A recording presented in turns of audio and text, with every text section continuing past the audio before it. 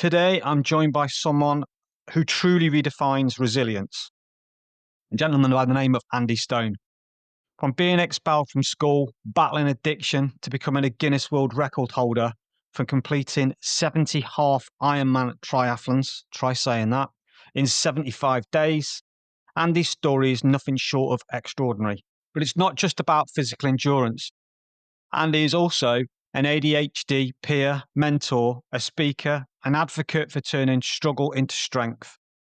I'm so excited to dig into his journey and the lessons that we can all learn about resilience, focus, and more importantly, hope. Andy, welcome to the podcast. Jason, thank you for having me, mate. I really, really appreciate you inviting me on. No, you're welcome. So, listen, I asked this question to everybody, and it's the same question that I always start with. If you walked into a room and a theme tune started playing every time, what would your song be, my friend? Well, it's a difficult one. That it depends which Andy you get. But I would definitely say top of my list is "Keep Your Head Up" by Ben Howard. Wow, I don't know that song. I'm gonna have to dig that one out, mate. Okay, interesting. What particular reason? So the lyrics. So for me, it's kind of been such a journey of sort of difficulties into kind of being able to get on with my life and have self kind of pride and um it really sort of resonates with kind of that journey that I've been through. Yeah. Okay, so that's a really good place for us to start then, I guess. So take us back to a time of my life I don't like talking about, school years. Tell me about growing up with ADHD, learning differences that you encountered, things that you came across during those school years. You thought, am I a bit different here? What's kind of going on? Yeah, so the sort of primary school years were fairly standard really. I was just a very sort of boisterous boy. I've was always just scrapping in the playground, all against Stony, and I used to be able to win, Yeah. and I was very physically capable. Classroom stuff was always kind of Joey average, but then making it to high school, sort of from 11, 12 years old. And there was this link for me between ultra processed food and hyperactivity and disobedience and frustration. And mum and dad did everything they could to shield me from it. But then, of course, you get to high school, you get a bit of pocket money, you can go to the local shop, tuck shop, whatever.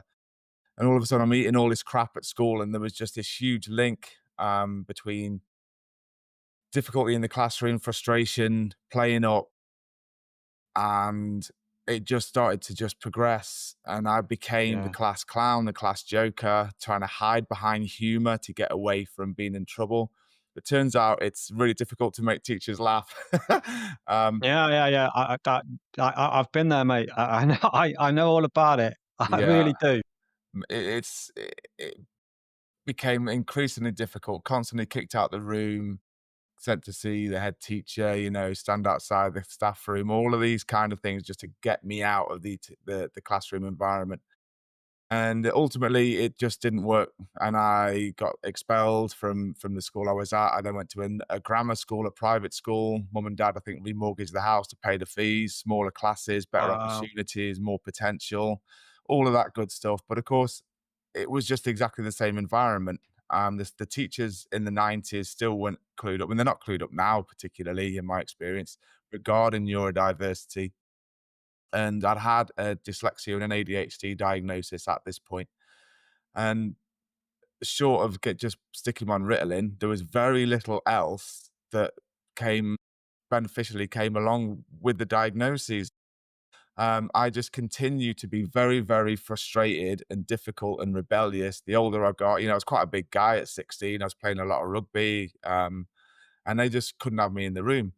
So expelled from the grammar. They allowed me to take my GCSEs. Things were getting very difficult at home. Mum and dad were Yeah. incredibly frustrated. They were doing everything they could for me. Mum and dad were brilliant. But again, there was no, my kids got ADHD. What do I do now? Classes they could go to.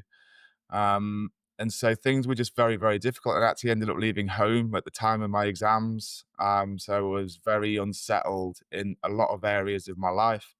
Yeah, things were difficult, man. And then discovered, 16, 17 nightclubs, Yeah, yeah, pubs, yeah, yeah. bars, alcohol, weed, speed, ecstasy, cocaine, magic mushrooms, all these things started to come into my life, which I thought was like a rite of passage coming of age, but I was actually discovering lots of substances that helped me escape the difficulty I was going through. Yeah, that's heartbreaking, mate. Honestly, I mean, I spoke to you briefly before we came on, and the last couple of weeks there've been traumatic stories from people, but that is another level. And Yeah, you it's mentioned hard. addiction there Mm. and battling that. Obviously, we know about the expulsions as well. But thing that astounds me, mate, whenever I look at your profile and I see your name pop up, you've got that thing there saying Guinness World Record holder. Uh-huh. So to tell me then, what was the turning point from you entering into a dark space or a dark place, whatever we want to call it, and realizing, okay, this is the direction I'm going to go in. What turned that? What created that turning point? A good question. So I kind of progressed through my 20s. The drugs stopped, but the alcohol continued. Um, Having ADHD, I find it very, very difficult to have a full time, long term job. So I was just going from job to job to job to job, getting more and more and more frustrated, questioning more and more, but with no answers. It wasn't all bad. I'm not saying I was like an absolute sort of doom and gloom the whole of the time, but it was getting more frustrating. So by the time I was in my 30s, I got divorced and then living on my own and isolating. And my alcohol use went up. The cocaine came back to up my alcohol dosage. And Jeez. so then my mum and dad sat me down. It's like, you need rehab. And that was the point that I thought, "Do you know what have I got to lose?" I'm a bloke in his 30s. I was living on my own. I couldn't hold a job down. Long-term sick note from the doctor. I was on citalopram, which is an SSRI, Ritalin for ADHD, Valium to help calm me, alcohol and cocaine. It's like I just had no chance at knowing which of No. those was doing what. And so, yeah, I had nothing to lose. So in I went, and it was that point that I was like, okay, I can reevaluate things here, and did. Came off everything, so I'm now completely squeaky clean of illicit and medicated drugs, alcohol. Got a couple of years sobriety in me, and got all my aspirations back. It's like, right, okay, what we gonna do? And I've gone from like, I've got no missus, no kids, no house, no belongings, no nothing. Oh my God, where was Andy? To hang on a minute, I've got no mortgage, no pets, no kids, no partner.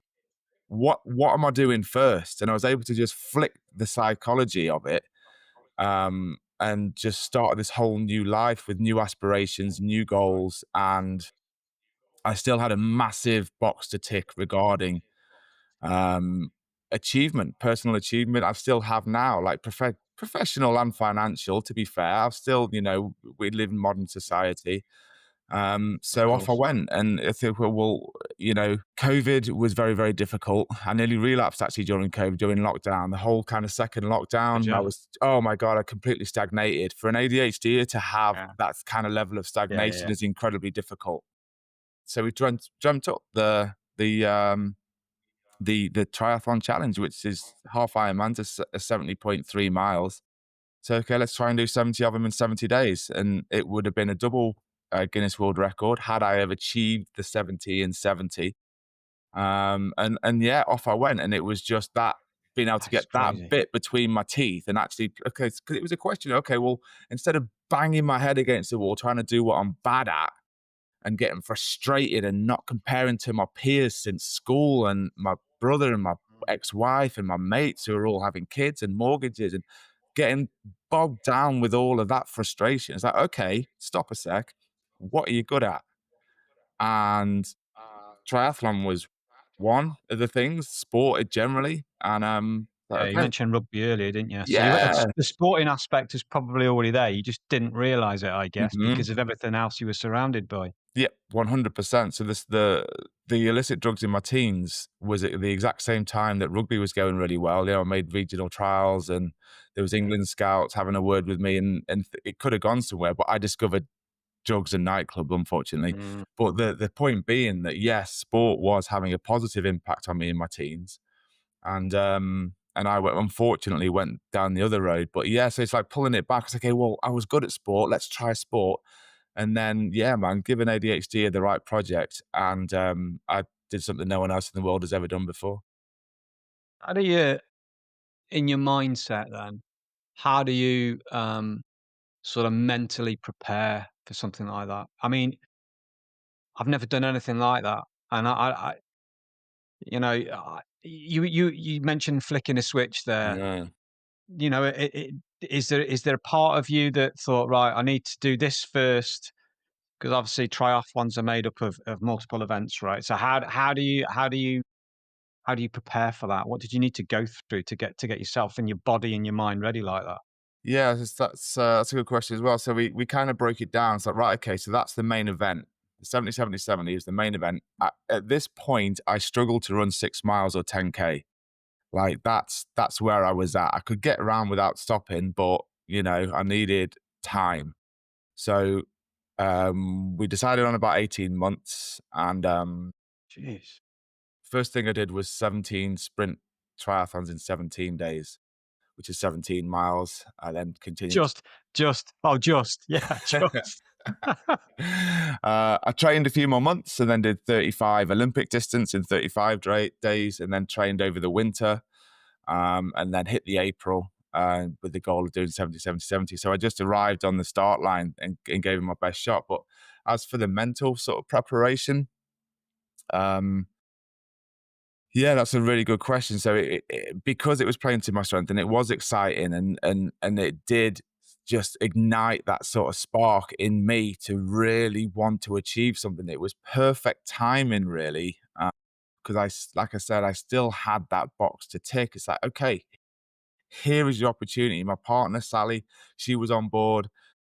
In fact, she was absolutely integral to a lot of the admin side. So I had a team was the other thing, and I'll come on to a sort of parents and that a little bit later if you want me to, but Yeah, point sure. was that, um, it was the right time, the right challenge, and I allowed it to consume me. It was my hyper focus, and it was Yeah. incredibly positive.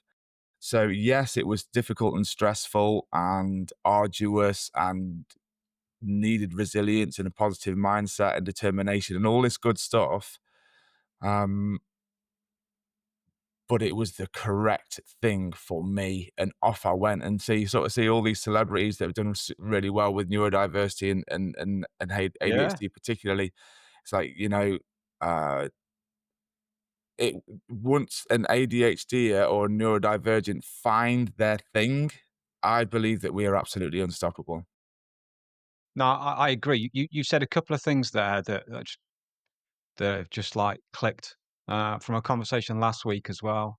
You mentioned your partner there. I think with ADHD as well, if you've got someone to keep the focus for you, it allows you to be you. Mhm. And you mentioned, your partner Sally helped you out. So she was probably doing with all the stuff, all the administration stuff, which you'd have probably had to deal with yourself. And I reckon if you'd have got all that to deal with on top of the training, I probably question whether you would have done as well. Because Yeah, I think absolutely. ADH people, you just mentioned it, that, we hear the word superpower and this, that, and the other. You're dead right. I think the drive and the focus for you was right. That's what I've got to do. That's the end goal. That's all I need to focus on. Mhm, I don't need to worry about anything else. 'Cause I've got people around me who are doing that for me. mhm. And mate, that's an unbelievable achievement to go from, we're in a similar age bracket, and you know, to go from those dark days to doing that is nothing short of miraculous, and it's all credit to you, my friend. Honestly, hands down, it's unbelievable. Thanks, mate. Yeah. Your ADHD is it?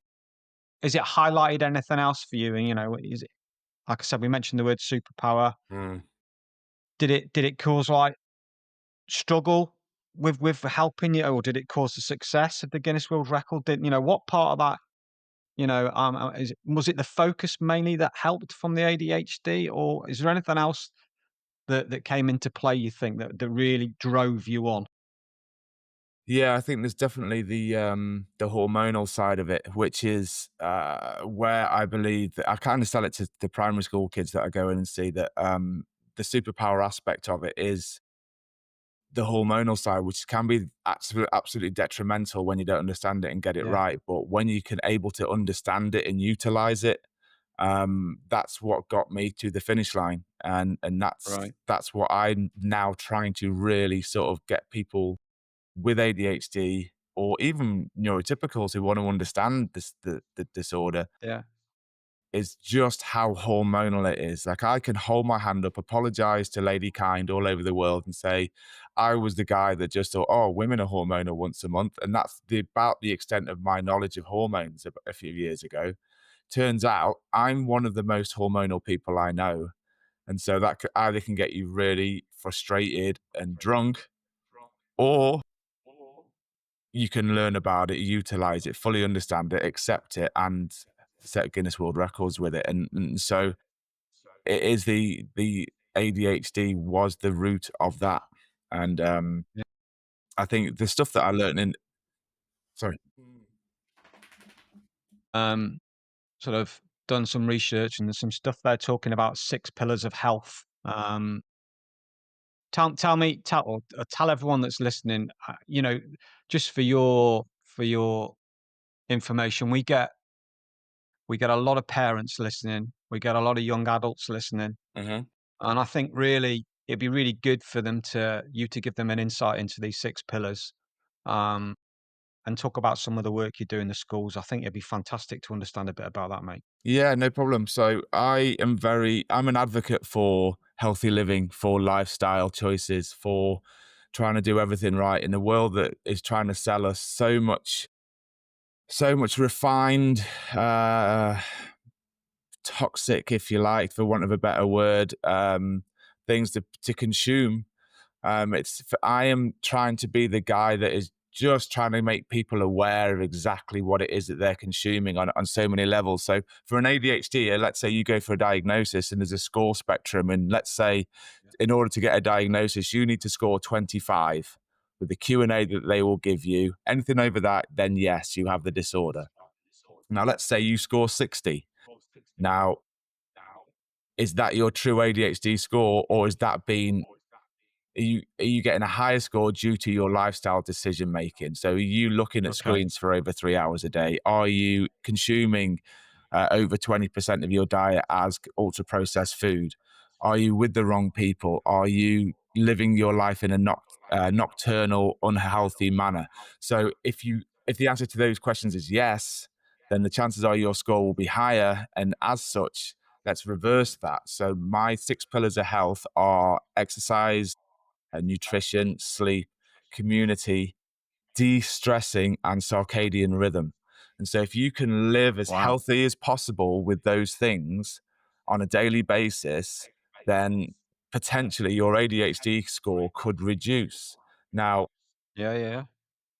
that's where I'm coming from. So if the symptoms of the disorder are causing you to have difficulties in your life, so for me, it was school, it was academia, it was Yeah. work. I've had 64 jobs in 28 years. So just sustaining long-term employment, finances, all of these things that are so integral to Mm. having a straightforward, healthy life in society now, they are, in my personal opinion, made easier by healthy living. And so I was then the guy that tried to push that envelope as far as I possibly could. And so then that's where the challenge of the triathlons came from. So okay, well I've learned all about this stuff now. How do I sort of put my flag in the ground and say this is what you can achieve if you get these things right? And that's what I was able to go on and do. So there is a medicated side, which can also bring that ADHD score down. And the ADHD meds are incredibly good at what they do, they reckon that if you have a headache and you have a paracetamol for the correct dosage for your body type and size, there's a 1 in 16 chance that that pill will get rid of your headache. For ADHD stimulant medication, that can be as high as 1 in 2 people. It's incredibly good at what it does, but it's incredibly strong. So, long-term use, you're going to need a higher dose. What's it doing to your liver and kidneys and anything else? Mm, So, I am promoting healthy living as a coping strategy to not only have um, the cure aspect. So when you're going through difficult times on a yeah. day-to-day basis, let's try and eat healthy. Let's do exercise. Let's have healthy coping strategies. But also, it's prevention. And so let's try not to get into those difficult places on a day-to-day basis in the first place. And so Yeah, then yeah. for me, that's kind of what I'm promoting. It's prevention cure through healthy life choices. That's amazing, mate. Before we talk, I want to dig a bit deeper into that, but just a question that's kind of popped into my head. Mm. Obviously, you're now on this positive journey. So, how does Andy these days deal with setbacks? Mentally and physically. How do you take yourself? Old Andy. We know what old Andy would have done. Mm. What does new Andy do these days? Yeah, that's a really good question. Put your money where your mouth is. uh, yeah, so yeah, but old Andy would have just drunk and got very high, very drunk, and tried to run away from it all and stick his head in the sand and feel worse the next day. New Andy, I like I say, I do everything I can, but yes, inevitably, absolutely inevitably, the hormonal ebbs and flows and swings are going to happen to me until the day I die, and so that's Yeah, the nature of the beast. So one, it's been a case of knowing that. So when I do have a high, it's like, great, okay, super productive. But then inevitably the dopamine crash then comes after that. And when I'm in that trough, that crash, that dip, call it what you want, it's then having the knowledge of, okay, well, instant gratification stuff is great. You might feel better initially, but then it's the delayed gratification stuff that no one wants to do. Like this is like where, if anyone's familiar with David Goggins, he is the master of delayed gratification. And so it is things like cold water. It is like eating healthy food, doing exercise, the stuff that you don't really want to do. I'm selling healthy living. Everyone wants healthy living, but no one can be bothered to do it because it's no, delayed no, no. gratification.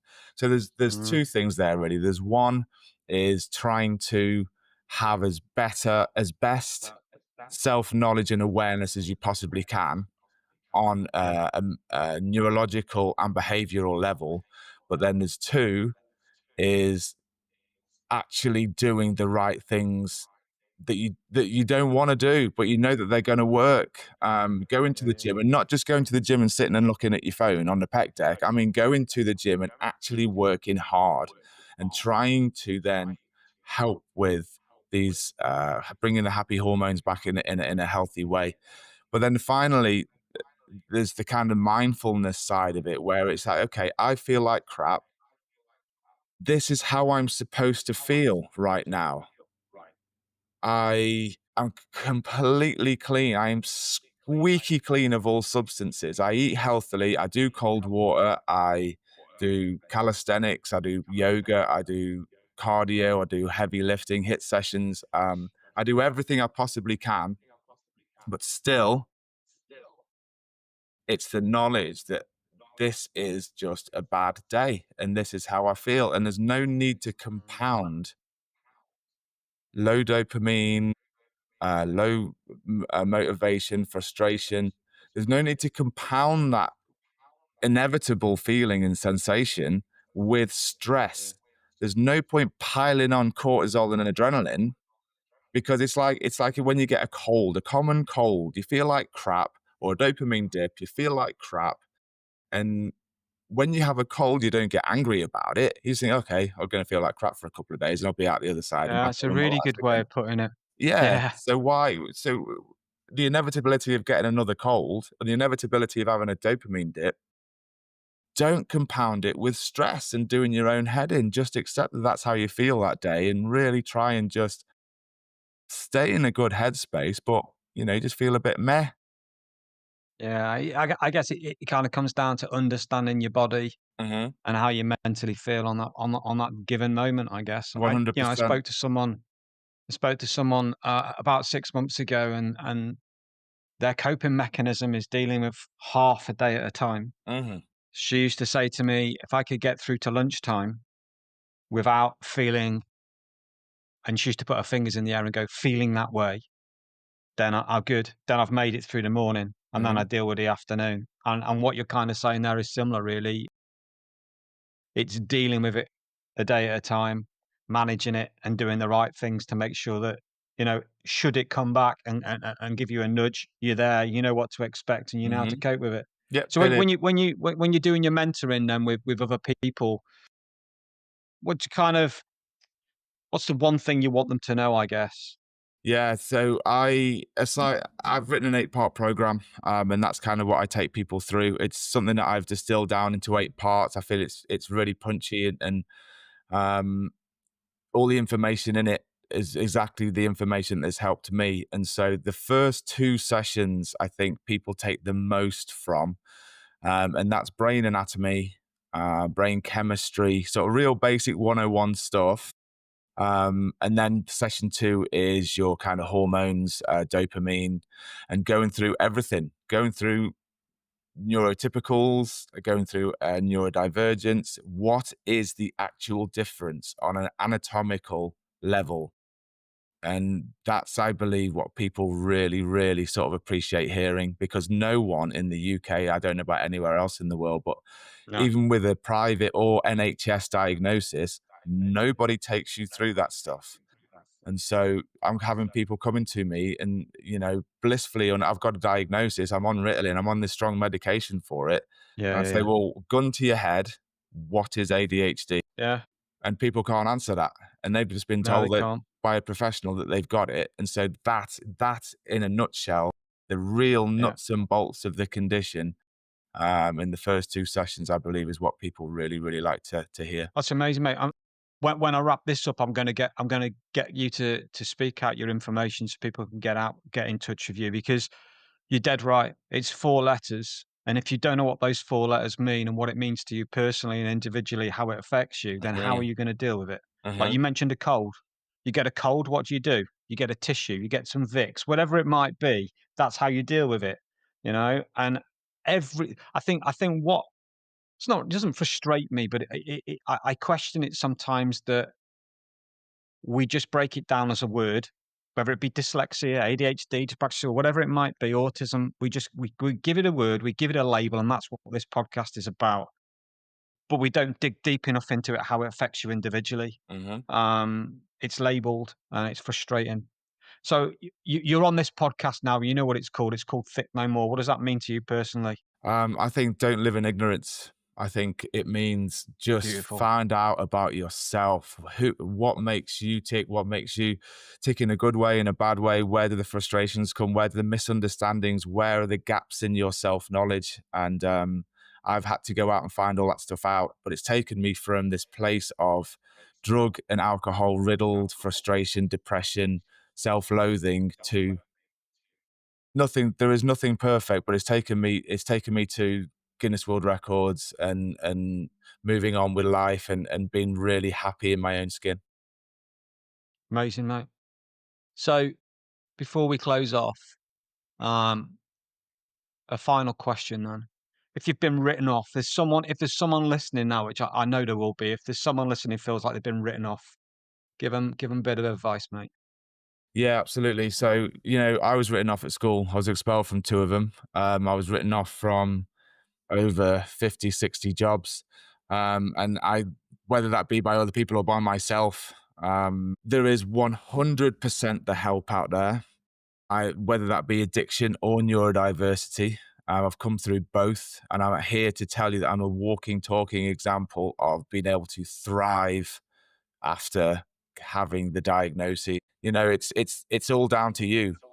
It is 100% down to you. You can get the help, you can find the team, the individuals, the podcast, the audio books, but you've got to go out there and find them. So it's time Yeah. to stop a second, take stock, find out where the help is and getting your ass off the sofa, out of bed, wherever it is, and just going and doing it, putting the hard yards in. And some days are hard, man, but you're Yeah. never too old. There's a guy in his 70s, a British guy, has just set the world record for single-handedly rowing across the Atlantic. So it's a bloke in his 70s in a boat on his own for months on end, and he did 3,300 miles of rowing. So that, yes, it's sporting, but find your thing. It could be arts, it Yeah, could be yeah, music, it could be languages, it could be dance, it could be yeah. whatever it It's is. tapping into it. It's tapping into it. Yeah, and Yeah. do what you are good at, whatever that thing is, and just go and run with it because you never know All where right. it's going Well, to take in you. that case, then I think it's really important that if someone wants to get in touch with you, mate, I want to send people, and I've said this to everyone that's been on a podcast. I want to send people straight to you Thank you, mate. for the privacy thing. How can they get in touch with you, mate? So Instagram, ADHD mentor Andy. I have a website, andy-stone.com. I'm also on LinkedIn. So have a rummage for me through the Andy Stone list. But yeah, please get in touch. I'm here. First consultation is always free of charge. So just come and have a chat. And yeah, I'd love to be able to help. Andy, you are without doubt a legend, my friend. And I Thank you, cannot mate. thank you for giving me 30 minutes of your time to come on here. Well, Um, I I really recommend appreciate it. anybody has a chat with you. I think what you've done personally, mentally, and physically is nothing short of incredible, mate. I wish you all the best of luck. And yeah, if anybody wants to get in touch with Andy, please do. But thanks so much for coming on and talking today, Andy. It's been amazing. Oh, Jason, thank you, mate. Thank you so much for the invite, and lovely to chat. Thanks a lot.